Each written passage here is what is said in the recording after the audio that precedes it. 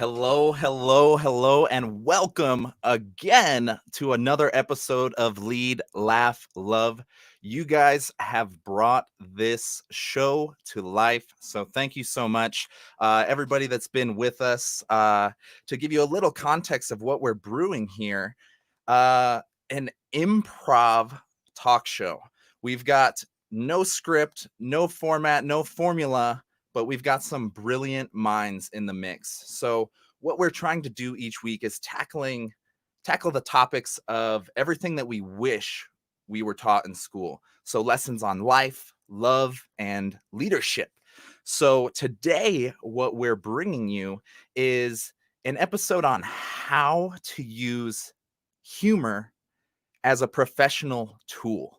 Whether it's in speaking or sales or just in leveling up your confidence in general, everything we're doing for this show is for you. So just wanted to drop a big thank you before we do get into the show here. So anybody and everybody that's with us, we can't see you unless you're hopping in the chat. So please drop a hello, an emoji, anything, everything.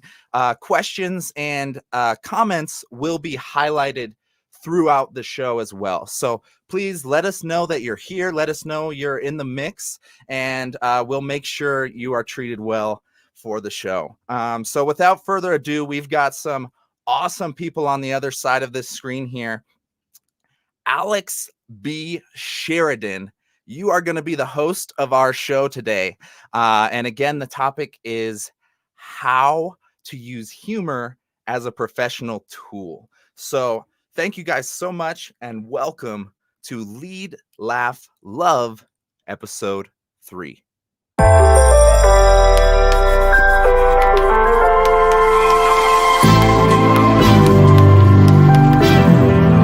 What you gonna do? What you gonna do? Oh, look Alex, is this like, what is Brian doing? You had a nose job. Oh, okay. All right. Apparently, I got a tan. Brian got a nose job. Robbie grew out his beard a little bit. JP still looks the same.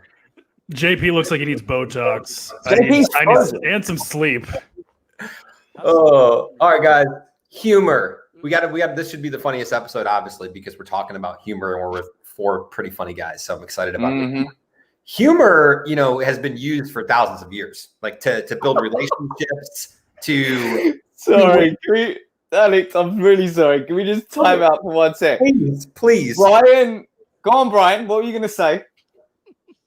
He said there's 4 funny guys. I can count 3. Oh, that's so harsh on JP. That is so nasty on JP. How are you going to breathe like that? Shots fired. We're really putting the laugh in the lead, laugh, love today, guys. This is going to be a good one. I got a feeling. Seriously, what's with the hat? What?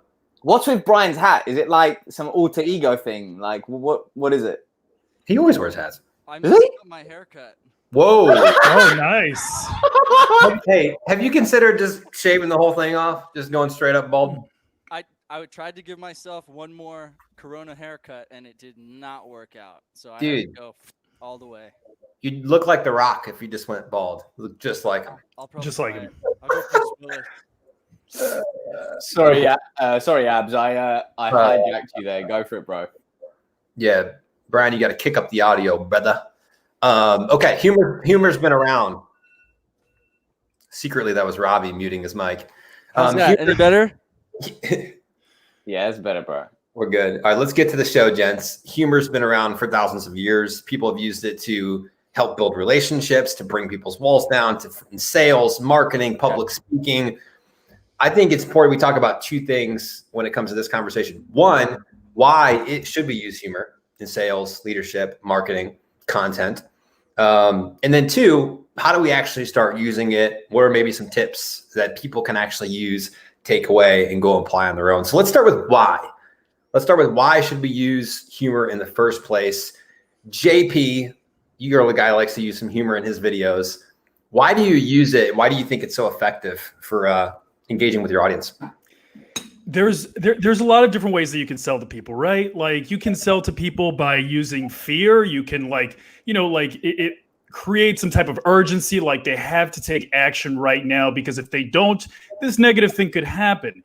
And I noticed that when I started developing content myself, like I didn't want to play to people's fears. It just didn't come natural to me. I would love to be one of those people that gets people to buy just based off of the fact that they need to do it because it's what's best for them. But I found it didn't work for me. But I've always heard that you need, people purchase based off of emotion. So if I can make people laugh, I consider humor like an emotion. Getting people to enjoy a piece of content seemed to also be an approach that worked, because it can make them feel something. So I started kind of tuning into that, like using the comedy, and it comes so natural. Like just like the funniest stuff is the stuff that happens to us every single day. Like I'll watch a ton of Seinfeld, I'll watch Friends. Like you can draw so much, inspiration from the most basic things that happen to each of us every day. I love that. Personally, I don't use humor in my content. It's just not my style. Oh, no, we can all tell. Yeah, it's not your thing. But I think it could work. You know what I mean? I could see it definitely working. And I think it works for you. So, okay. So what about, like, what does it actually do? Like Brian, let's talk about maybe more of a leadership setting, or maybe a one-on-one setting. Like you're a guy that's pretty funny, right? And definitely you can tell on your interactions with your interviews and your content and stuff, it shows up.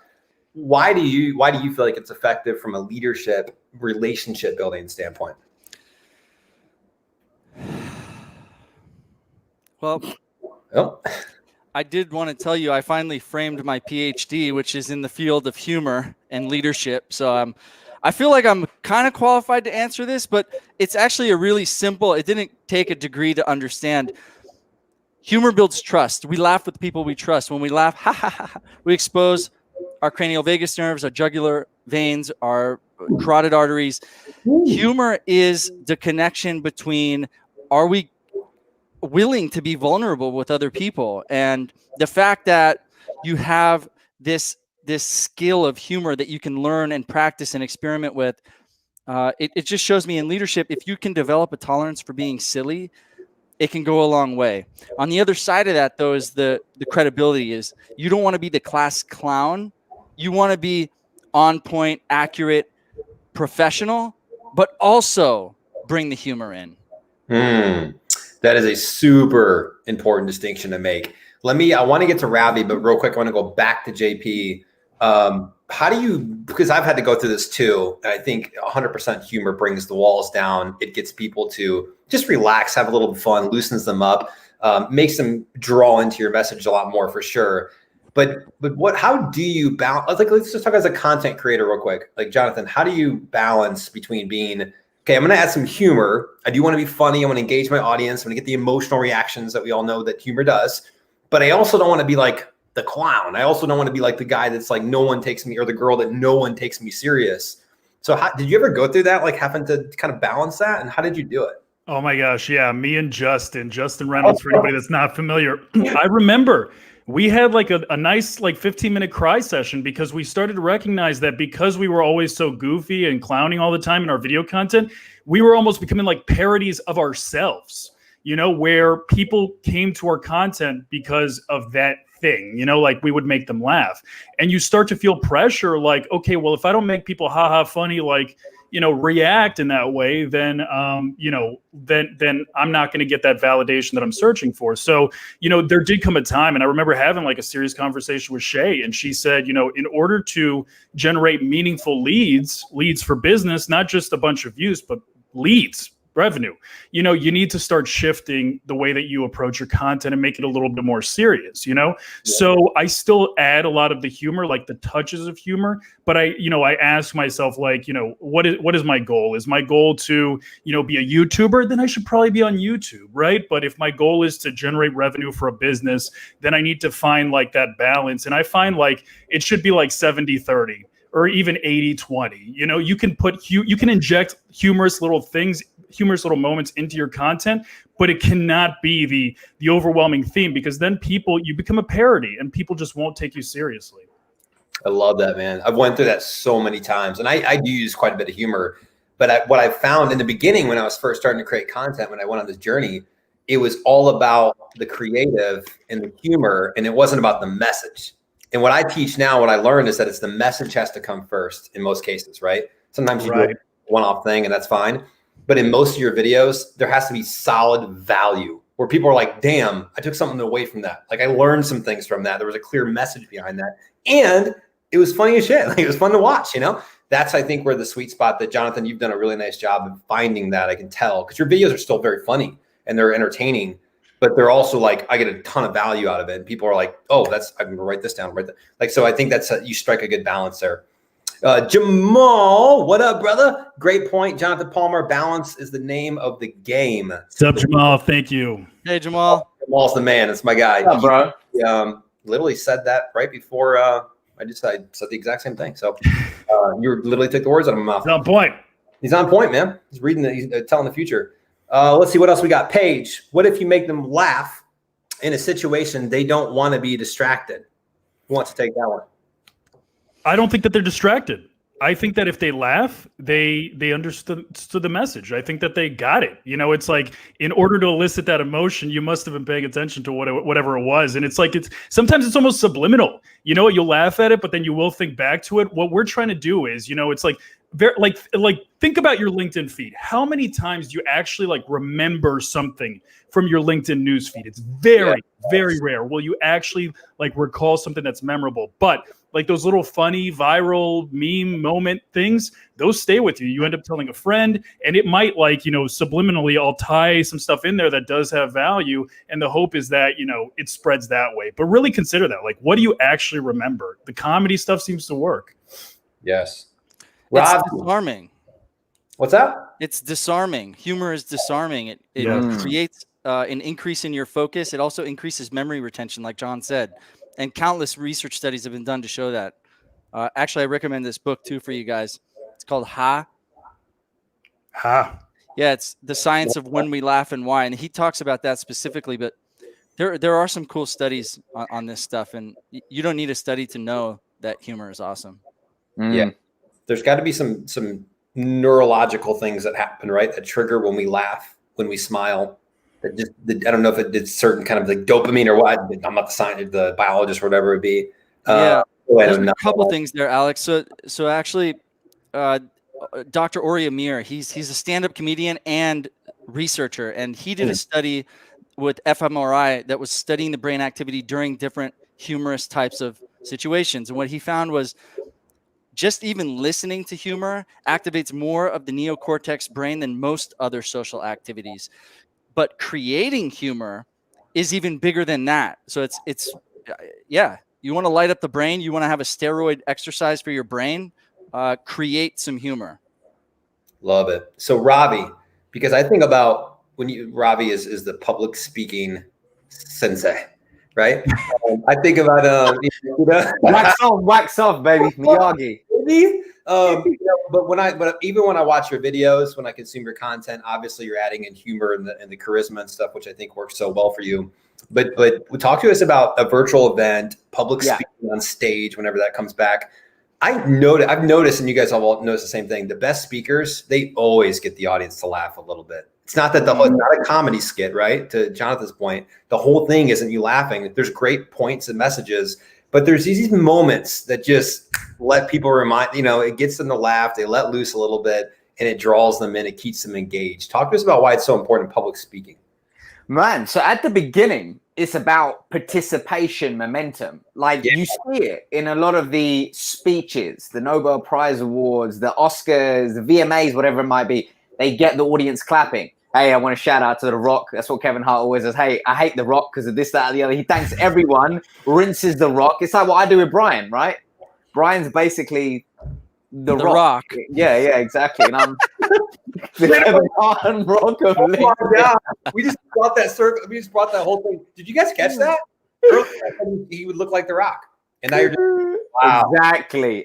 That's why I did it. That's why I did it. But if you think about it, the participation from the audience generates energy. So if you think about it offline, if you look at it in a Zoom scenario, you could say, type in the chat where you're from, tell us one interesting thing about you, then you can read it out. It's the same as when you're in an audience, when you are picking up interesting things from the crowd. So Russell Peters is really good at this when he's on the mic. He'll say, so have we got any Indians in the room? And then he'll make a joke, be like, wow, I thought you guys were louder than that, man. You need to do that. And we got my Latinos. He starts getting their energy up in the room to get the momentum going. So it's super interesting. And also, if we take a look at, let's say if you're on the phone to somebody and you're trying to close a deal, right? I don't know about you, but I can sense when somebody is smiling on the other end of the phone. I can hear them smiling. And there is research which is beginning to prop up on this, that, you know, the energy transfer of that is super powerful. And the idea is that if I can make you laugh or if I can make you smile, I can actually have the opportunity to help you.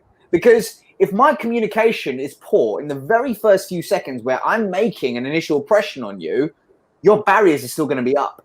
I can't help you or have the opportunity to help you if your barriers are still up. So the ability to use humor and not fall into the business friend zone, right, is super important. And one way to really balance that out, you know, taking it back to the original question, is the value that you give. If the value that you give outstrips the humor, I mean, that's great, right? But if the humor outstrips the value, the worst thing is the speaker is somebody says, or anybody, like a salesperson presenting, a manager presenting for the first time to their team, oh, they're a really good presenter, but then you take away nothing from the talk. Oh, they're really charismatic, but then what do they say?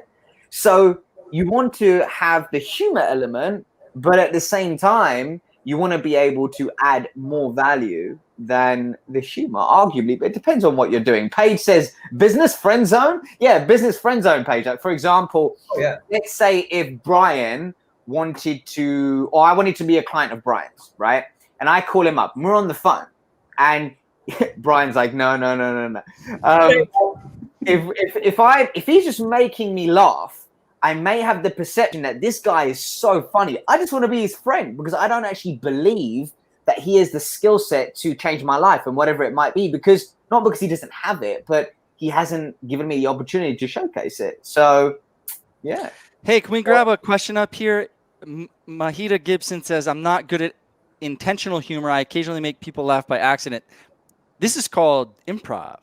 And improv is such a beautiful use of humor because it's much more organic and spontaneous, and it shows that you're actually listening and paying attention. Improv is a practice of empathy because you're right there with people and you're getting that relational trust built on the spot. So I want to just point at that. Thank you, Mahita.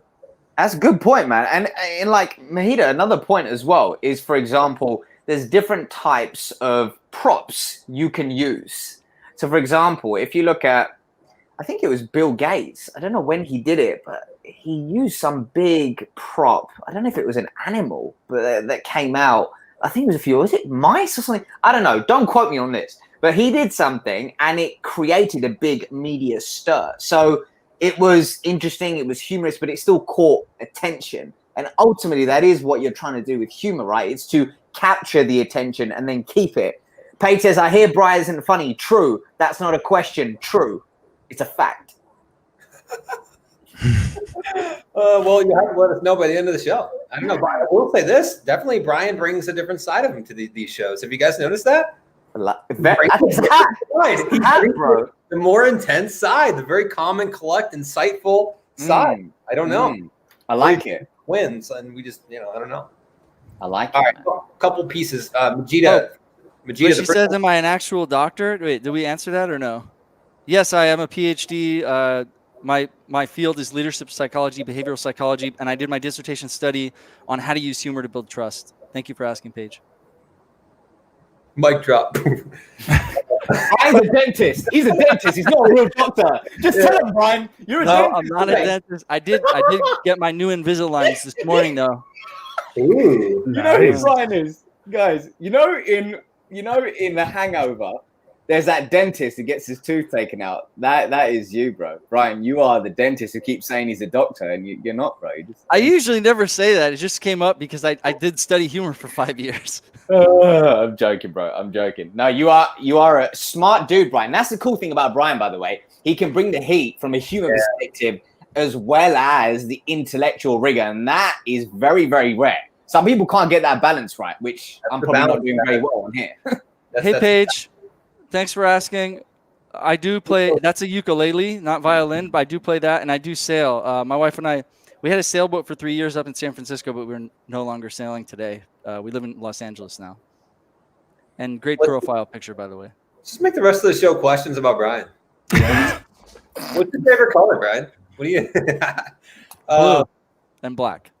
Of course. Thank you for asking. Okay, so Majida, an actionable thing, because I think that's a real thing for a lot of people. They're like, hey, I don't want to write out a script necessarily, or I'm not funny when I try to be, but impromptu I am, and just during conversations. Some of the best content creation you can do is record yourself in conversations. Brian, you do a lot of that. Ravi, you do that, some of that too. But as you're having Zoom conversations or client calls or whatever it is with your colleagues, record those conversations, because it sounds like humor is coming out when you're not expecting it. So record those calls for anybody that feels that way about their style of humor. Alex, I wanted to ask you about that, because Alex, you recently did a video where you just kind of like off script, you just kind of like turned on the phone, you started recording yourself. Like, talk me through that. Why'd you make the decision to kind of like do an unscripted video? So a couple things. One, I think I'm beginning to learn and see that showing diversity in who you are and different elements of who you are, I think is going to be really, really important. I think it's, if you show one side of you all the time, people want to see other sides. Like if you're just a CEO, right, you're showing like, I'm on stage, I'm speaking, I'm credible, I'm this, and that. That's fantastic. People want to see that, but they're also kind of curious, like what happens off stage, right. What happens behind the scenes. And so I'm not going to lose what I'm doing. I'm always going to have my brand, Unleash the Creative. It's always going to be part of it, but I'm also learning to show to be dynamic. I started my own YouTube show for that reason. Like there's just different elements that I do want to show people, but it was also very intentional in that I was talking to somebody, and I've had many conversations about this, which I don't want to go too far left field, and you guys have too, about people being so scared to post because it's not perfect, it's not the right time, what if this? And I'm like, dude, it's all just insecurities. And then I looked at myself very quickly and I was like, wait, am I insecure though? Because I might be a little scared to post the video unless it's like completely done the way I want it to be done. So I'm like, F it. I'm gonna live what I say, and I'm gonna post it.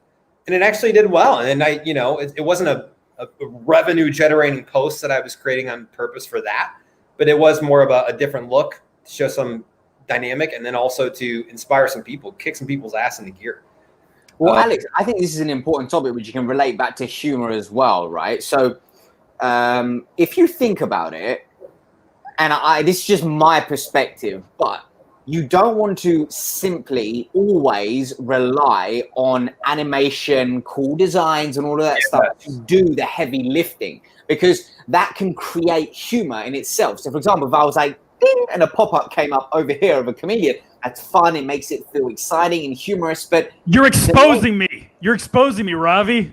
I just have a great editor. That's all I am. I just got. Yeah, you are there yourself.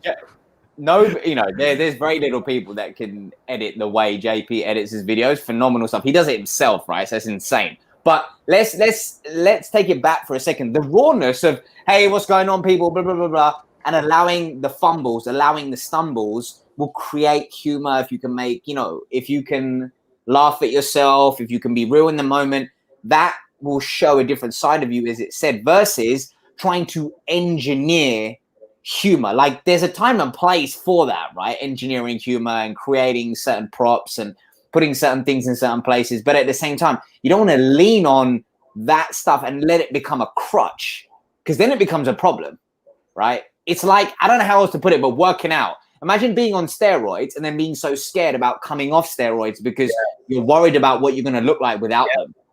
I think it like this too. It's like there's many different sides to all of us, like all my stuff is very intentionally under the brand of Unleash the Creative. It's unleashing people's inner creative, their inner potential, helping them see that, bring it out to the world, to tell their story to the world, market their product or service to the world. But there's different sides. It's not like I have to do that from one size fits all. It's all under that umbrella. So it's all on brand. I'm not going way left field, over here one day, over here one day. You got to be careful that you still have brand cohesion, that people still understand what they get from you, but it doesn't all have to look the exact same every single time. And so that's just something that I have been really thinking a lot about. Let's see. Let's go to we got a question. Brian said, creating humor would make you feel better, perhaps, But what if our humor isn't accepted? Like I crack a joke and nobody laughs. This is a huge risk, isn't it? Hey, Rajesh, great question. Great question. It depends why they didn't laugh. So if they didn't laugh because it was inappropriate, that's not cool. But if they didn't laugh, you can just quickly move on. I did a TED talk on this called Why Leaders Laugh at Failure. And actually, when you take risks, when you break social norms to tell a cheesy joke or a dad joke, whatever, actually what you're doing is you're letting everyone else see that, hey, I can be creative too. So now other people are more likely to jump in. This is called social trust or psychological safety. So keep doing it. Take those risks. Don't be inappropriate, but still take those risks. And Rajesh, I love what Brian said there, because if you think about it in two ways, if it's inappropriate, that's, no go. If it's not funny, that could be funny in itself if you can style it out.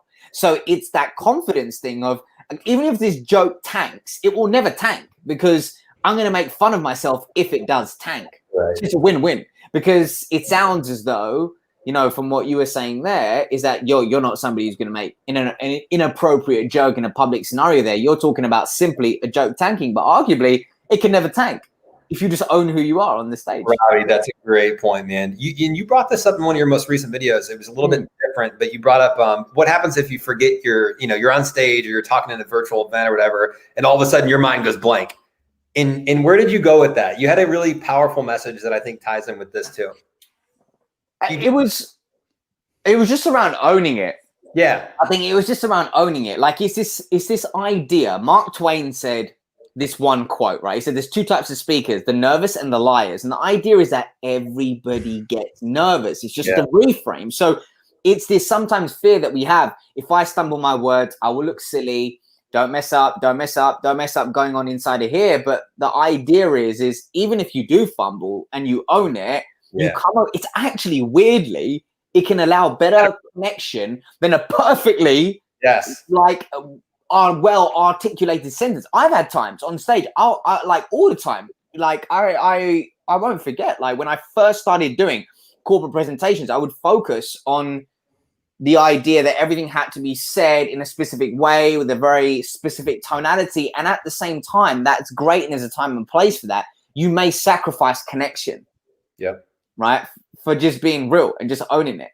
And I think it's an important thing that we've all been through, where the perfection doesn't win, imperfection does, but it's about training our minds to believe that, because we've been taught in society something very, very different. Yeah. Love it. Paige says, so do you all write jokes or just go off the cuff? I want to take this back for a second, Paige, because when we were talking a little bit before about the organic, spontaneous humor, the more improv style humor, in this collaborative humor, and you're trying to really get this social activity going, the way that I do it is I don't use jokes, but instead I'll just ask funny questions that provoke funny responses. Like if I asked Ravi, what was your first job? Or if I asked John, what's his weirdest LinkedIn experience? Or Alex is a dad, so I could ask him about his funniest moment as a parent. There's a lot of funny stuff just sitting within us from our past. I like to do that. Make the other person funny. Don't focus so much on telling a joke. That's very one-sided humor. And I like the dialogue. That's so powerful. I think that's so powerful, because what it does is if you tell a story about somebody else in third person, right?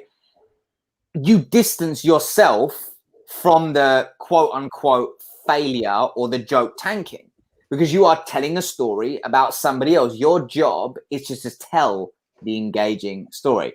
Paige says, why do you have a mortar and pestle? Brian? Oh, she's funny. That's for my koosh ball and the other toys that my son plays with when he's in my office. I just put all the toys in there. Actually, there's a koosh in there right now. What Brian was just trying to say during his 15 minutes of break. Do you feel, okay, Brittany says, do you feel sarcasm works, or do you think too many people are easily offended by that, so we should avoid it?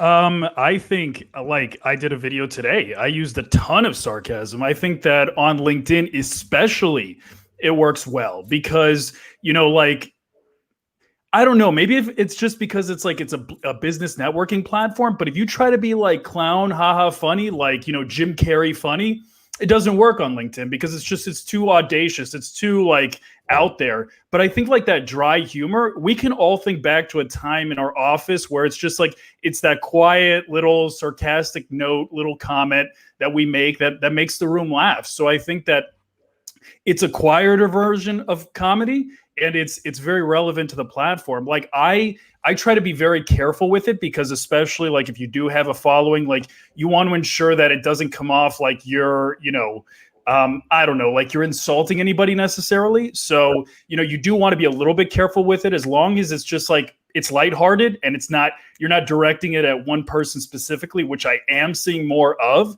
I think that it's okay. All bets are off. Abs, what do you think, man? Like, I'm curious to know your view. Do you think that, because you post a lot of, like, your last video, if anybody's not seen it, head over to his page, go have a look at his last video. It is very, very good, right? Very, very good. This morning's? Yeah, hilarious. Like, it was so good, man. So much props to you for that. But my question is maybe to all of you as well, is do you think we're becoming too sensitive as a society, whereby we're taking jokes the wrong way when it may not be meant a certain way, whereby we're actually diminishing the opportunity and room for humor? Well, I do think that sometimes, yeah, that's part of the reason that I try to bring some humor to this platform, because it's, it oftentimes can be very, not as much anymore, but certainly a year or 2 years ago, it was definitely way more businessy and unacceptable to add humor and all that stuff. Like, so I think it's cool to bring this to the table. I think like I always try to do it in a way that's also insightful, that also brings some real issues to the table. Like I talked about, today I did the LinkedIn stand-up comedian one. That's what you're referring to. And I do this once in a while, right? Good. But there's always a message in there. If you guys, there's always a message, right? I'm trying to bring something to light. I'm trying to teach people how to do certain things on LinkedIn or not do certain things on LinkedIn. And it's also relevant. It's also relevant because it's usually things that a lot of us or all of us go through. We all experience. So it's just nice to hear that someone else is going through something similar and they can relate to it. I made them laugh. And they also said, you know what? Yeah, I shouldn't worry about how my post performs. Like I made fun of kind of like me feeling like, I joked around about taking some time off LinkedIn. I was like, yeah, but during those 30 minutes, I learned a lot of things about myself. It was a jab at myself of saying, yo, you need to take some freaking time off. It's okay to do so sometimes. And no, not just 30 minutes, like take a day off if you need to, or a weekend off or whatever.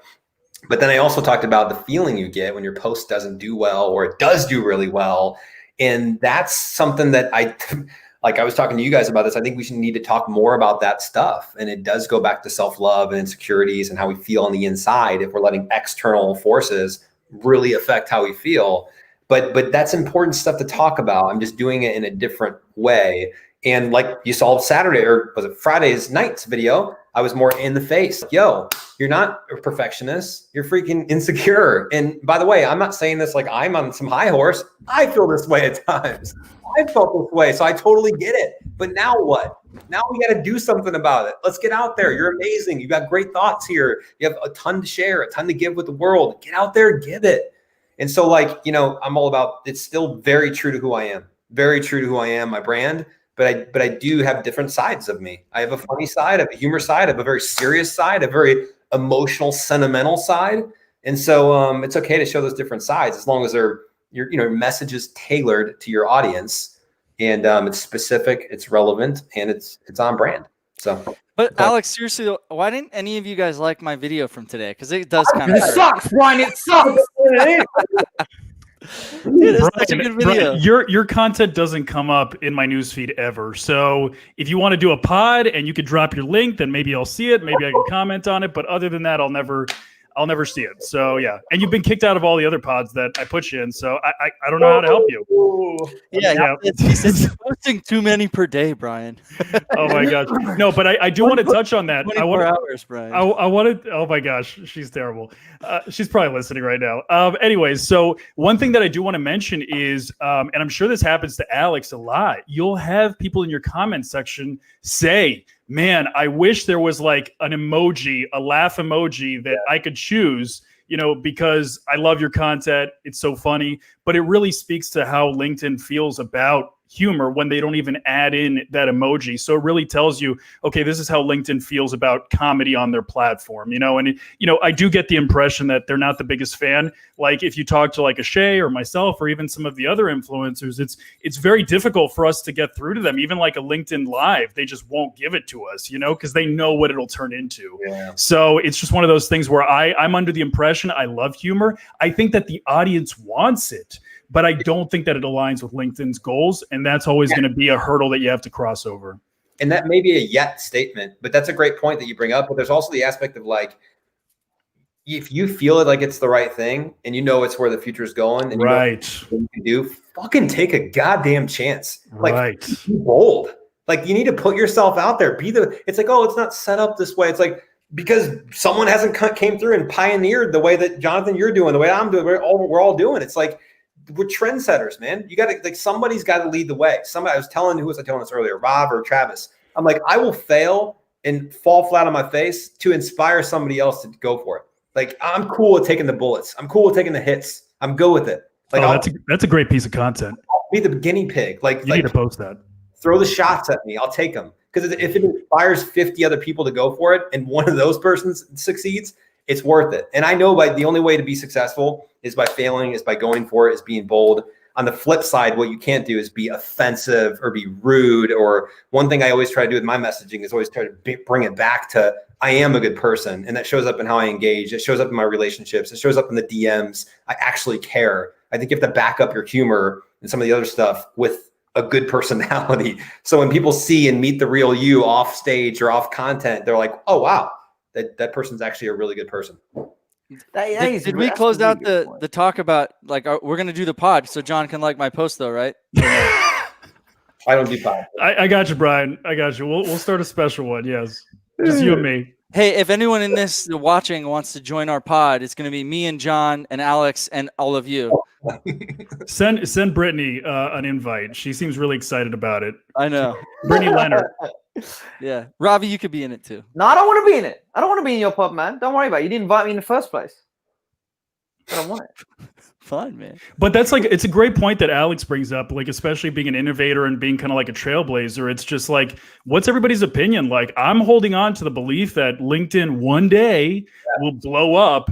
And then a lot of us that are kind of in the game early will be able to kind of like reap the fruits of our labor. And that's one of the reasons why I hold on, because it's like, we're still very early in the game, like when it comes to video, what we're doing right now, like LinkedIn Live, maybe a year less, LinkedIn video, 2 years at most. And it was really a wasteland before video content was a thing. So, I'd like to believe that, we're still early in the game and it is going to pay off, but I kind of want to hear everybody's opinion. Where do you think that LinkedIn is in its life cycle? Entering the golden era. Sorry? Entering the golden era. You think it's entering, or do you think it's already entered? We're in, like we've entered, but I think it's just very early on. I think it's very early on. See, it's been around for so long and it's evolved massively, which is great. But if you guys at LinkedIn are watching this, listen, man, some of your UX, let's upgrade that. Like, I think if once they start to update some of the bugs and really, I don't know. I wonder, like, I hope it does pop. Like JP said, I genuinely do. I would love that. I genuinely have got a lot of love for LinkedIn from the people I've met, all the opportunities, that cool stuff. But I wonder, they don't want to be Instagram. They don't want to be Facebook. Like, I still think they're finding their feet. I wonder. Here's why it's really unique, and I think it's going to be around for quite some time. Obviously, organic reach will taper off at some point, right? Yeah. I think no one's going to, like oblivious to that's going to be amazing for the lifetime. It's going to turn into pay for. I'm starting to see LinkedIn ads pop up on YouTube stuff now, which is kind of weird. But it's going to be a pay to play. It's going to, not entirely, but it'll move that direction, just like all the platforms do. They get oversaturated, and it is what it is. But I think LinkedIn's extremely special for two main reasons. One, now it's starting to become kind of cool, and there's going to be, and there's actually, it's a content platform. There's some good stuff. It's a really good community for the most part, awesome people, but secondly, also a business minded community. And so like your freaking customers are here, the money's here, the mindset's here. You don't have that with any other platform. TikTok, yeah, the organic reach is good. There's some other ones, but the audience is totally different and it's not business mindset. And so LinkedIn is becoming a cool platform and already is, but it's even more so becoming more mainstream, and it's where the business is. So I think for those two reasons, I don't see anything dethroning LinkedIn in the next several years. I don't know. That's just, I believe that like the reach and the organics, that all that there'll be different waves, but I think it's going to be around for quite some time. Most of the mainstream, a lot of mainstream, think about 680 million people, Facebook, Instagram have billions. So like the freaking, like the opportunity for this is still huge. We see it differently because we're in it every day. But if you're an outsider, not in LinkedIn every day, you're like, LinkedIn? No, why would I get on LinkedIn? Like a lot of people don't even think about LinkedIn how we see it every day because we are in the middle of it, right? We're like, oh, it's so great already. And we've got this, it's like, dude, 90% of people, 80% of people don't see it that way. They see it as like the business, like, oh, I don't own a business, or I'm not looking for a job. Why would I be on LinkedIn?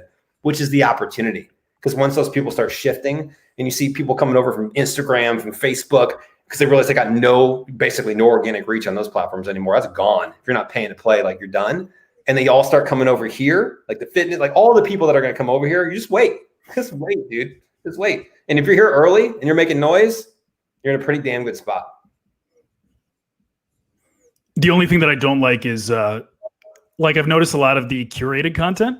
Like it's just like pure like puppy video, or like a little white boy running to a little black boy and hugging each other. Like I've been seeing more of that type of content. It always performs incredibly well. But, now it's to the point where there are certain individuals where that is all they will post. And, you do see that I don't know, because I don't know the person's individual finances or whatever the case may be, but I would imagine that it doesn't really speak to their business or like, assist them in generating revenue in any way. But, my only concern is that because I've noticed it, like even skit content from some of your favorite creators, it's not performing as high as it did. And I almost wonder it's because are people getting away from like pure original content and they're moving more towards this curated stuff and posting, their self-quoted whatevers. I just wonder if it's kind of like losing something because of that. You know what? I also think from what Alex said as well, if you got, I think you said like 250 million or something like that, just under 250 million users, I always think LinkedIn personally will have less users than Instagram or Facebook because of the fact that people are tied to their company. They can act however they want to on Instagram or Facebook because their employer may be looking at that less. But there's a different element to it. And I also think that's why there's a lot of quote unquote visible haters on the platform. Like I do hear some people say, oh my God, there's so many haters on LinkedIn, etc. I would argue and say it's probably a lot less than other platforms because people, they have to put their best foot forward, and that will always be the case with LinkedIn, which is actually a very good thing. It's actually a very good thing as well, right? For the people that can put their content out there, because arguably it's going to have more visibility. I don't know. It's scary. Like Google your name. It is the first thing that comes up. Yeah. Is your LinkedIn profile. Yeah. So it really says, like if, you're going for a job or, whatever, somebody just wants to know a little bit more about you. Like it is the first thing that comes up. That's scary. Yeah. So you got to be careful. Yeah. And there will be other, like don't plan on putting all my eggs in one basket. Obviously we need to keep an eye out for other platforms and not be overly leveraged to one place. I just happen to think for at least the next 2 to 3 years, LinkedIn's going to be an incredible platform for all of us. I truly believe that. Yeah, but hey, Alex, hit me up on TikTok, all right? Trying to grow my page on TikTok. Yeah. Brian, are you actually? Genuinely? Actually? What sort of videos are you doing, man? Dude, it's actually fun. You just like film yourself for 10 seconds. Most of them are dance. I think I did 2 dance videos so far. It bothers me. The reason that, like, I won't say it bothers me, but like the reason I don't like it is because it's just all pure like goofier entertainment, which I don't get me wrong, like there is a place for that and they do a great job with it and that is what it is. But because my content is also very message focused and business and there's usually like something behind it, I don't gravitate towards that because it's missing the missing element, which is like making the impact or providing some type of educational value to somebody. So for that reason, I don't mess with it a ton. I wonder if there's like, is there even a psychology to a piece of TikTok content? Like we can develop scripts that are going to get people's attention, right? Like we can find ways to create a message that will speak to our business or help us get leads, whatever the case is. But TikTok, it's just like it doesn't seem like there's a rhyme or reason. I mean, it's just from my perspective. It just seems like a trend gets created by XYZ person. It blows up and then everybody starts copying it. But again, like you want to invest time in trying to figure out how it works, but it's like, it just doesn't seem like it's just art. It's just abstract art where here it's kind of like we're painting portraits, So because there's such a divide, it's like, I'd love to invest more time in that, but I don't get it. I feel like I sound super old, but I don't get it. I'm the same way, dude. And look what happened to Snapchat. That was like the big, remember when Snapchat was like, oh my God. Well, guess what? You can't really build a freaking community on Snapchat. How are you you can't comment on, like, how are you going to, so in Snapchat, I don't know if it's just me, but it seems like it's kind of quietly just kind of, I don't want to say faded out because it's still being used, but it's not the big thing that it once was. Now it's just for drug dealers because those messages disappear. Not that I would know, but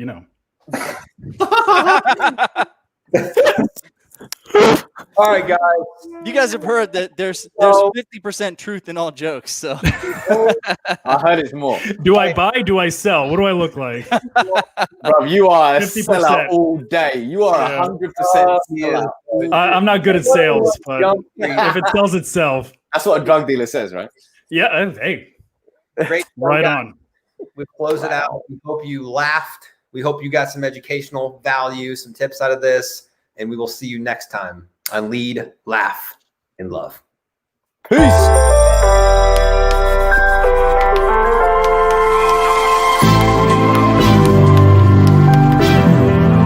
What you gonna do? Wow.